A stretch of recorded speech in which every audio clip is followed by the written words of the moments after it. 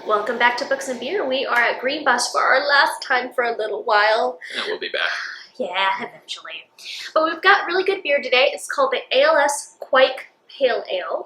It's a really nice pale ale, got a bit of a fruity hop profile, and a portion of the proceeds for this beer goes to finding a cure to Lou Gehrig's disease, ALS. Since I know you have an extremely applicable beer, not beer, well, it is an applicable beer, an applicable book. Yes. Do you want to go first? Yeah, let's do that. I can't talk right now, That's so cool. you talk. I'm sure I'll mess up too.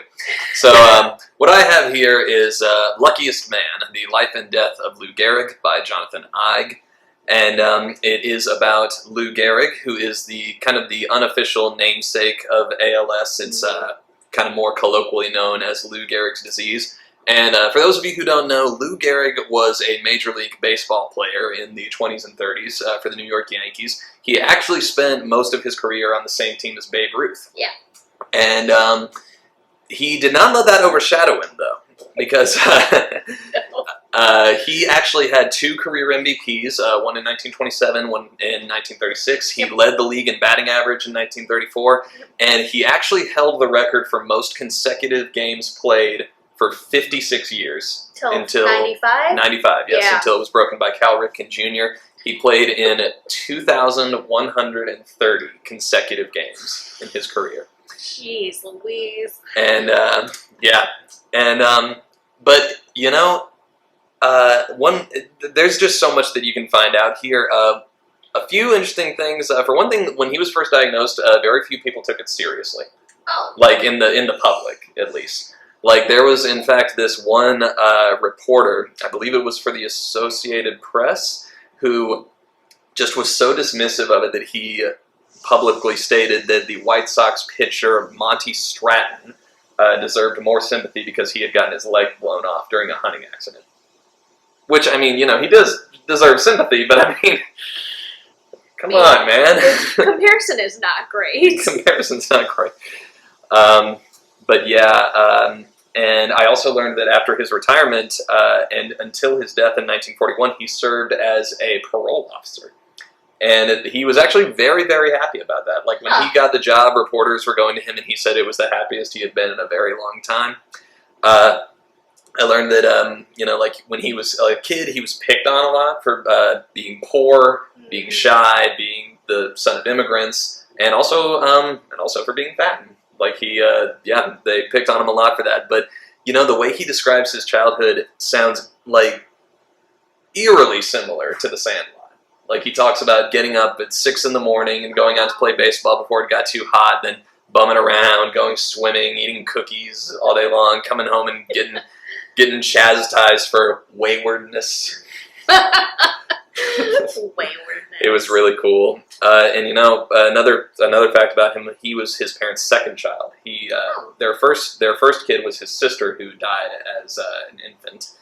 And this is just one last little thing. His mother's maiden name was Fack, and I just find that amusing. And you know, one other thing. It's a German family. Yeah. Yes.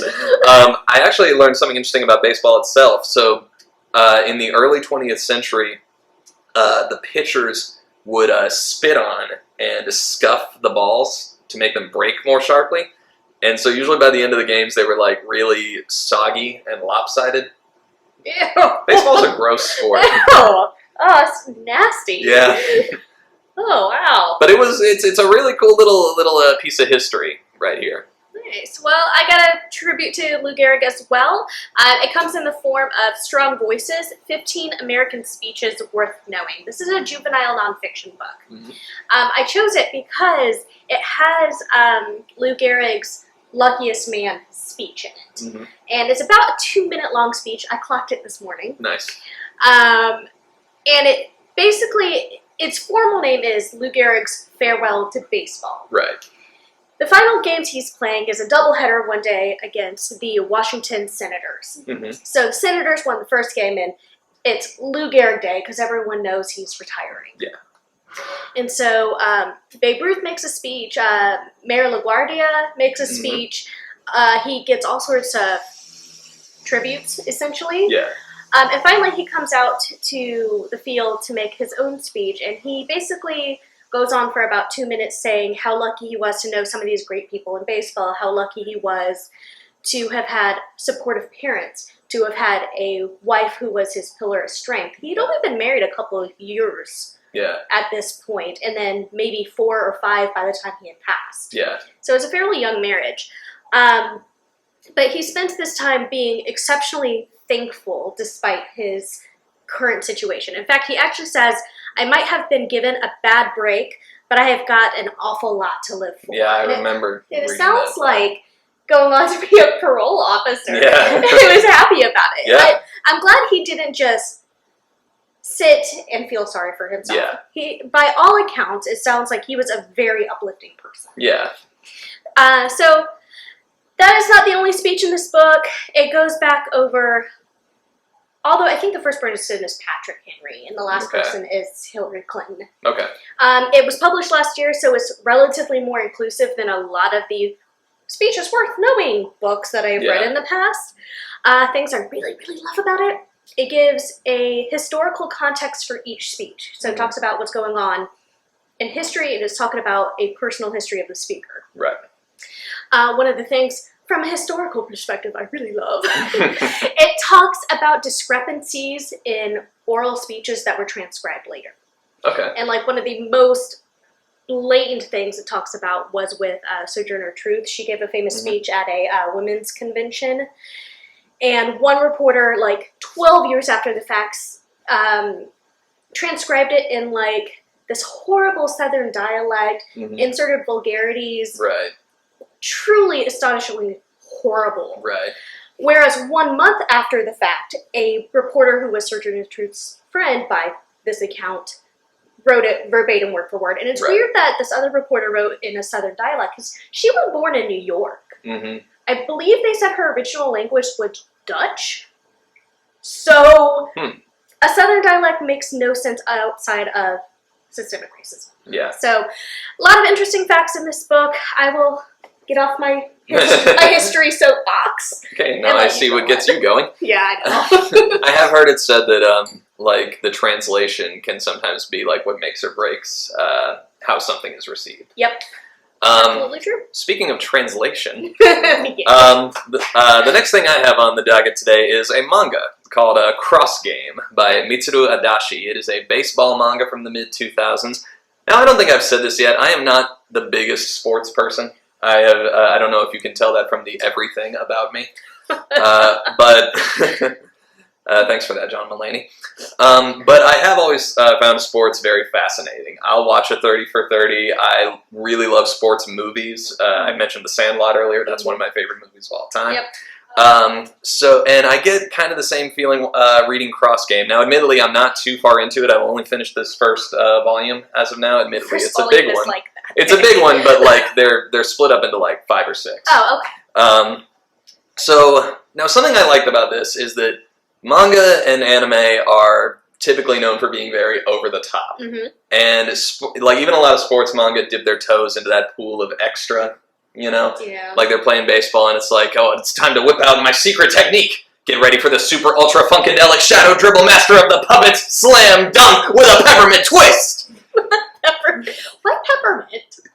It just worked at the time. It worked at the time. I don't even like peppermint. But this one is not like that. This one is really down to earth. A little bit romantic, like in the love sense, but very romantic in the actual, romance sense. Yeah. In fact, like a solid chunk of this first novel isn't really much about baseball. It's about like the relationships of the characters, and like the main characters are, we have the main boy named Ko, and when it starts off, they're all the main characters are in elementary school, and he's good friends with with this family that lives close to him, and their 4 daughters, in particular 2 that are close to his age, named Wakaba and Alba. And it's just about them going to school together, just being friends. And Ko is actually a little bit of a swindler. Like, he only gets into baseball at first so he can help his dad with his sports merchandise store. Sure. So, but it's cool to watch him, to watch him slowly get into it, and the interactions he has with the other characters are really sweet. And so, no specific spoilers, But around maybe the 3/4 point of this first volume, they are struck with a big tragedy that ends up kind of like pushing, the story for the entire remainder, Gotcha. which I happen to know goes on for like several years. Like this covers like elementary school up until I think his high school years. Okay. So yeah, it's but it gets more about the sport kind of later on, as I understand it, and I'm very much looking forward to reading the rest of it. I will mention that it does have a little bit of the same problem that I mentioned with Scott Pilgrim last time, where there are some characters whose designs look very similar, and it can be a little bit hard to tell them apart at times. But the story is great, and I really love the characters. They feel very natural. So, big recommend on this one. Gotcha.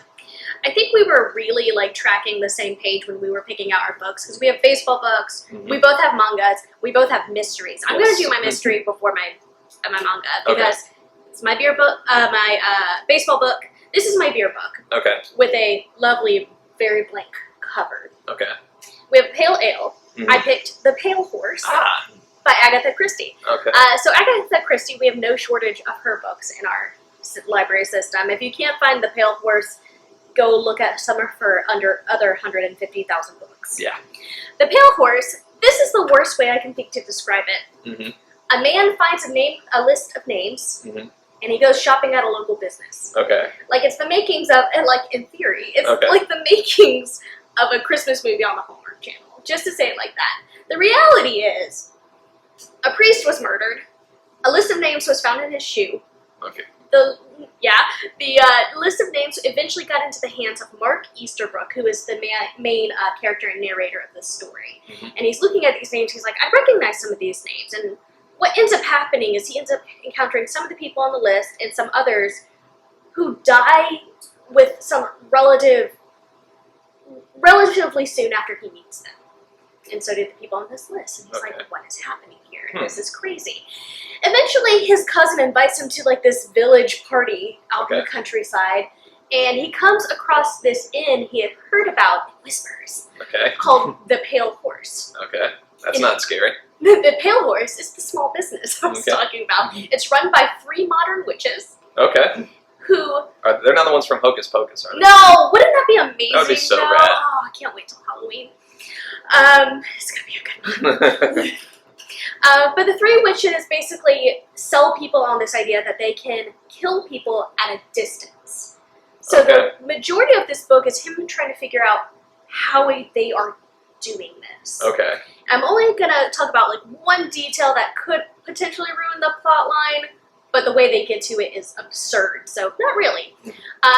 Agatha Christie did a lot of research about poisons, and in this one, she talks about thallium poisoning. Okay. The only reason I mention this is there are actually cases of people who read her book and then had real-life instances in their lives where they're like, this sounds familiar. I read about this. This is thallium poisoning. And they like solved local cases because they had read her book. Wow. Yeah. That was like internet sleuthing before the internet. Right. Right. And I think like one of the most famous ones was in the 1970s. She'd actually received a letter from someone saying, I read your book and this is my story. And yeah, it was just one of these random cases of I read something somewhere and it solved the case. Wow. Anyway, that's my... And I would have gotten away with it too if it weren't for that meddling Agatha Christie. Ah, yes. That's where did she go for those 20 days? So that's my beer book. Okay. I think you have a mystery as well. Thriller. Mystery. It's actually more just kind of a regular old fiction, kind of feel good story. Okay, so I have here a book by a guy whose name I have known for years and years and years, but have never read any of his work. I'm talking about John Grisham. For those of us who work in a library, he and his contemporaries are kind of our bread and butter. They keep us afloat, so thanks for that. But I've been kind of interested in him for a while, so I just decided to pick one up. I had heard he wrote a book about baseball, and this is it, Calico Joe. So it follows three main people. Paul Tracy, who's this 11-year-old, pretty decent young baseball player. His abusive dad, Warren, who is a major league player, and a young major league rookie named Joe Castle, who is the titular Calico Joe, and how their lives eventually kind of intersect and affect one another. And now one of my personal favorite things about the read is that, so the first chapter we're introduced to Paul, but it's like a flash forward. He's an adult by now, and he's just gotten the news that Warren, his father, has died. And they've been estranged for decades. He doesn't miss him, doesn't even really care about going to the funeral. But then the second chapter just kind of dives right into the, back in time, going back into the past. And it's like the very first thing it talks about is Vietnam. So I had a little bit of whiplash there. Like I could have sworn I heard CCR in my head. Just like, some were born made to raise the flag. Who that red, white, and blue. So that was fine. It only lasts a couple of sentences, but I just really thought it was a funny way to introduce the past. Now, again, this was my first time reading it. I found the tone to be a little too journalistic for my taste. Okay. Like it kind of felt like I was reading like a 60-minute segment. Oh. But that's not necessarily a bad thing. Especially if you are really familiar with baseball, I think you could really enjoy this. He's very detailed in how he describes the circumstances of the games, and he's also good at kind of explaining kind of the chaos of being a baseball player, being traded, being on the road all the time, the hectic schedule of everything. But if you're not familiar with baseball, it might not translate too well. And also for me personally, I think he leaned a bit too heavily into the kind of minute details and at the expense of character moments. Gotcha. Which I do think is a shame, because I like what he has set up. Like, without spoiling too much, Warren kind of messes up more than one life with his antics, to put it mildly. But yeah, I think you would really like this if you're like a baseball nut, especially if you like stories of like harrowing heroes. Like Joe Castle is a monster in this. Like I think it was something like he hit a home run in his first 11 at-bats. And like before that, I think nobody had ever hit a home run at their first 3 at-bats. So yeah, the character is like real kind of larger than life, unbelievable, athletic presence. So if you're into like kind of big heroic stories like that, I think you'll dig this. It's a good baseball story. Yeah. Okay, well, I said I had a manga, and I've got to warn you on the front one, it has absolutely nothing to do about anything about what we've talked about so far. And in fact, it has a bit of a backstory. So every now and then I try to find a national day kind of book, and like July 31st is National Mutt Day. There's 2 National Mutt Days a year. July 31st is one of them. So I was trying to find like a dog breeding book for kids who want to get a dog, but they need to, learn about the breed to make sure it fits with the home and learning how to care for a dog, etc. Good lessons for kids. We have like a million of these through adult nonfiction and juvenile nonfiction, but the great majority of them were like checked out. So I was like, okay, what can I do next? And I ran into our youth librarian who also does basically graphics selection for the entire system, John Schafel. And he and I ended up wandering over to graphic novels. And we ended up, it was like a cartoon, we ended up on opposite sides of this display case, so we can really only see like head and shoulders of each other. And he's like, howdy ho, good neighbor Tim. He's like, yeah, hey neighbor. He's like, have you seen this? And he pulls up this book and he starts describing it. It's kind of gory and horror, thriller, mystery. And I was like, that sounds interesting. Yeah. He puts it down and he's like, what about this? It's another of the same genre. And finally I'm just like, John, I don't really like horror. I don't mind gore. And he's just like, oh, I forgot about this Well, how about A Man and His Cat by Umi Sakurai? And I was just like, let me see this. So I started flipping through this manga. And it's the cutest darn thing I have read to recent date. It's Mr. Kanda goes to the animal shelter to adopt the cat, and he adopts what he eventually names Fukumaru. And Fukumaru is not a classically cute kitty cat. He's been in the shelter his entire life, so he's a bit older. And every day people come and go and want the cuter little kittens, and he's just a grumpy old smushy-faced cat. And Mr. Konda's like, he's the perfect one. And so it's about Mr. Konda bringing Fukumaru home and them building like a relationship, and Fukumaru learning how to be a cat because he's never been let out of his little glass box before. And, you know, attacking the piano bench and being having like this grand battle with a piano. And Mr. Kanda this cat is a reaction to processing his grief over his wife dying. So there's a bit of grief processing in this. But what I think is hilarious, and this can happen a lot these days, this actually started as like single frames that were posted on this author's Twitter feed. Really? And eventually it got so popular that people were just like, I will throw money at that if you make a book. You know, it's kind of funny. That's kind of how One Punch Man started, too. Oh, really? Yeah. Oh, yeah. Sort of. Anyway, so if you need a feel-good fuzzy Amanda and his cat, it's brand new in our system. I have John to thank for that. He gives me a lot of brand new graphic novel books. Yeah. So. Come to Green Bus, help raise proceeds for the ALS discovery of the cure. And, of course, check out our books from the library and go like our YouTube page. See you next time.